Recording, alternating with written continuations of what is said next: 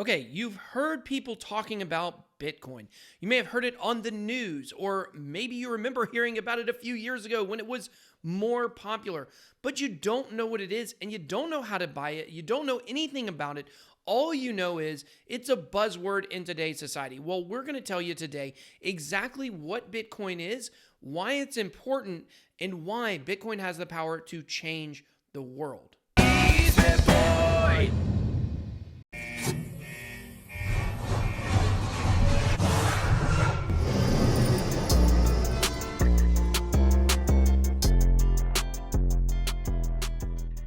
Welcome to BitBoy Crypto, your one-stop shop for all things Bitcoin and cryptocurrency. Today, for our Beginner's Guide to Bitcoin series, we're going to be taking a look at what is Bitcoin, the most fundamental question of this series. It's important that you understand the underlying technology in blockchain, you understand how to buy it, but most importantly, you got to understand what it is. So we're going to start by looking at the definition. A type of digital currency in which a record of transactions is maintained and new units of currency are generated by the computational solution of mathematical problems and which operates independently of a central bank. That last part is very important because that is what makes Bitcoin so powerful. So let's break Bitcoin down. It's important to understand that when we talk about Bitcoin, we're actually talking about two different things. There is Bitcoin, the currency, and then there is Bitcoin, the network. Bitcoin, the network, gets a capital B. Bitcoin, the currency, gets a lowercase b. Now, it's also important to understand that while I have a podcast called Beards and Bitcoins because it sounds cool, the plural of Bitcoin is actually just Bitcoin. So you don't add an S even when you're talking about the currency. So, okay, guys, we've talked about what is the definition of Bitcoin. We've talked about the difference between the uppercase B and the lowercase b. But now we want to break down what Bitcoin actually is. So one of the first things that you have to understand is who created Bitcoin. Now, my kids ask me this all the time. They say, who created Bitcoin? And I tell them Satoshi Nakamoto, and they laugh because they think the name sounds funny and they think that's ridiculous. However, that truly is the name of the creator of Bitcoin, Satoshi Nakamoto. But he's anonymous. That is not actually his name. There was a big story by a big publication about who actually Satoshi Nakamoto was. And you may have seen this image of the supposed creator of Bitcoin. This man's name is Dorian Nakamoto. However, after a lot of vetting and research, pretty much no one believes that he actually created Bitcoin. So we don't know. There's several different candidates. Many of them are actually dead. That's a whole nother video in trying to figure out who created Bitcoin. But one of the great things about Bitcoin is that we don't know who created it. We don't know the actual identity. And why is that important? Well, if we knew who the person was, that means that that person at any given moment could change his opinion on Bitcoin or say, hey, I don't like the direction that Bitcoin is going in. And that would provide some instability and a lot of questions about, well, if the guy who created it thinks it should change, what should happen? But the fact that Satoshi Nakamoto is really basically a folk hero and someone we don't know who it is, it really adds to the allure of Bitcoin and in my opinion makes it much, much stronger. I think it's actually great for Bitcoin that we don't know who created it. But the creator is anonymous and we don't know. So Bitcoin is a digital currency. Now, if I go up to anyone on the street, and I've done this, and I ask them, hey, what do you know about Bitcoin? The two things that they usually say are, number one, it's a digital currency, and number two, that it's used to buy drugs on the dark web. That's what a lot of people think. Also, they think it's untraceable. We're going to talk about that in a little bit, but the most fundamental thing about Bitcoin is it is a digital currency. It runs on blockchain technology, and we can send value back and forth to each other without the need for an intermediary, which is in the definition where it talks about it doesn't have a central bank. So when people ask me when they say, give your most simple definition of Bitcoin, Bitcoin is a digital currency that allows me to send you value without anyone in the middle. No credit card transaction company or processing companies, no banks, nothing. Kind of almost going back to the old barter days, except for we're actually using currency. Bitcoin is much different than PayPal or Venmo because at the end of the day, those are centralized. Bitcoin is decentralized. And of course, also, when it comes to PayPal and Venmo, those are ways to send money. You're not literally sending money. through those apps. That those apps are allowing you to send value to someone else. But one of the most fundamental things about Bitcoin is that it is decentralized. So that means there's a lot of computers, people call them nodes, on a network or a collection of computers that store all of the data from the blockchain. Now, in the second video of this series, we explain what blockchain is. So hopefully you have a good understanding of that. If you don't, make sure to check that video out. I will put it above. But Bitcoin is decentralized. No single entity owns it. So if I were to have all of my money in a bank and the CEO of that bank wanted to know information about my account, including how much money I have, all they would have to do is go to my account and open it up. With Bitcoin, it doesn't work like that. There's not one entity or one person that controls the network that can go in and look at all of the information. However, blockchain is transparent, and all transaction logs from all Bitcoin addresses are on the blockchain. So in general, everyone can see it, but no one can manipulate it. No one from the bank could manipulate my transactions. If the CEO of a bank wanted to go into my account and make changes to it and basically fraud my account, they could do that. Now, would they? That's a good question. I would argue that banks have been frauding us for a long time.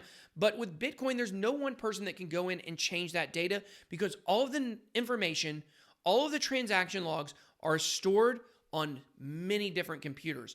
That means the majority of the computers would have to manipulate data in order to invalidate the transaction log. So another one of the really cool things about Bitcoin is there is a limited supply. There will only be 21 million Bitcoins ever made.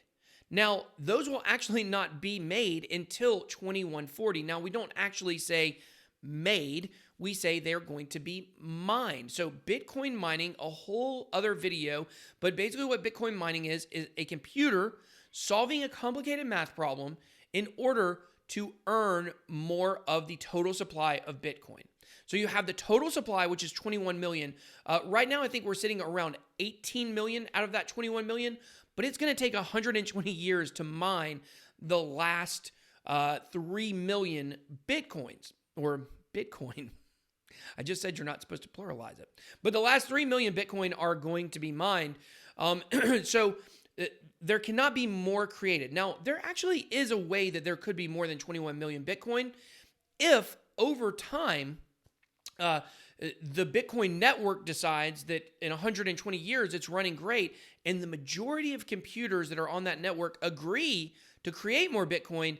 They actually could do that, but that's a very unlikely situation. We look 120 years in the future and we say, we don't know what the world is going to look like. We'll probably be living on Mars by then.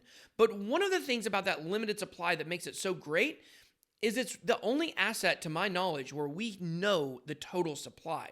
With gold, there's all kinds of gold underneath the surface. There's gold on other planets. There is gold on asteroids. There's gold everywhere. We don't know how much is in the universe. We think there's an asteroid floating around Jupiter or Saturn. I can never remember which one it is, but there's actually enough gold on there to possibly give everyone in the world $9 billion worth of gold. Of course, supply and demand, that wouldn't really work. But the point is that we don't know how much gold there is. We know how much Bitcoin there is. That makes it one of the most rarest commodities or rarest assets on Earth. Or I would even argue the rarest, because we know the exact amount. So every time a Bitcoin gets lost, or a Bitcoin gets sent to somewhere that's never going to send it out again, it comes out of circulation, which actually makes the price even more valuable. So we know there's a limited supply. We know it's decentralized. One of the things about Bitcoin that makes it unique is its pseudo anonymity. Or pseudonymity, excuse me. Anonymity means completely anonymous. Well, Bitcoin, it does contain private transactions. However, they're not completely private. There are companies like Chainalysis that can go through webs of transactions and basically piece together who owns what Bitcoin. So it's not completely anonymous. In cryptocurrency, there are privacy coins that do allow for completely private transactions, but Bitcoin is not one of them. Now, when Bitcoin first started, it was anonymous, but over time, because there have been a lot of transactions and people know which companies own which addresses, it is easy to figure out. Well, it's not for me, it's not easy. For you, it wouldn't be easy. But for these companies that are able to create massive data webs, it's easy for them to figure out who owns what Bitcoin, or at least which address belongs to which person. They didn't have to try to figure out who that individual person is, but there are ways that they can do it. So just like blockchain, Bitcoin is immutable. So any transaction that's ever occurred on the blockchain is transparent. You're able to see it, and it's not going to change. That is what immutable means. Now, one other thing about Bitcoin that is something a lot of people have a hard time understanding is that it is divisible. That means that you can divide Bitcoin into many, many different fractions. You can actually divide it into 100 million fractions, each one of those fractions being called a Satoshi after the creator. So with $1, you have a penny. With Bitcoin, you have a Satoshi. With $1, you have 100 pennies. With a Bitcoin, you have 100 million Satoshis that make up that Bitcoin. Now, one Satoshi is worth a very, very small fraction of a penny. So you can't just buy one Satoshi, but you can actually buy any US dollar amount of Bitcoin that you would want to buy. Banks are worth trillions of dollars. If we were to remove the need for those banks and credit card transaction processing companies and everything in the middle, the amount of money we could influx back into the world economy could help raise the overall standard of living in the world drastically. If you were to think about it, back in the dark ages, what poverty looked like is much different than what poverty looks like today. In America, even our homeless people are at a higher standard of living than people that were at basic poverty in the dark ages. That's because over time, the amount of money in the world and the amount of technology raises the overall value of the overall quality of life. And I feel like we're going to see that again. Another important thing about Bitcoin that can help it change the world is if we want to have privacy. If we want our transactions to be able to be private so that people cannot take advantage of those, corporations can't sell that data in order to sell you more advertising, then Bitcoin could be the thing that could change the world. We don't want every bank, every business to be able to know everything we're buying. We don't want the government to know everything that we're buying because remember, as I always say, what's legal today may not be legal tomorrow. You don't know what the next big outrage is going to be and what the next thing that governments are going to want to crack down on is. Who knows? It could be tobacco. It could be, any number of things. It could be eating meat one day could be illegal. We don't exactly know what direction the world is going to change in. It's very important that we protect our privacy. In this new internet age, we've done so much to hurt the privacy of younger generations. But Bitcoin has the power to restore that privacy and restore integrity of transactions, integrity of banking, integrity of value to younger generations. And it's very important that we allow Bitcoin to do this. I believe that Bitcoin is always going to be the number one cryptocurrency. I believe that Bitcoin is revolutionary. It was the first, and it's really what everything else we're doing in crypto and blockchain is based on. So I believe Bitcoin is going to change the world in many ways, and I fully support it. I do believe that other cryptocurrencies and altcoins do have a place in the economy, but I believe Bitcoin is the most important, and it's so important you understand what it is. So thank you so much for watching this video. Share this with your friends. If you want them to know what Bitcoin is, you can send them to this playlist. We're going to have a lot of videos that are going to be super beginner friendly. They're going to be able to explain what Bitcoin is and why it's important on deeper levels and different aspects of it. So thank you so much. Don't forget to drop a comment below. Tell me how you like this series. Don't forget to hit the like button. Also, the subscribe button to get videos like this and crypto news delivered to you every day. BitBoy out.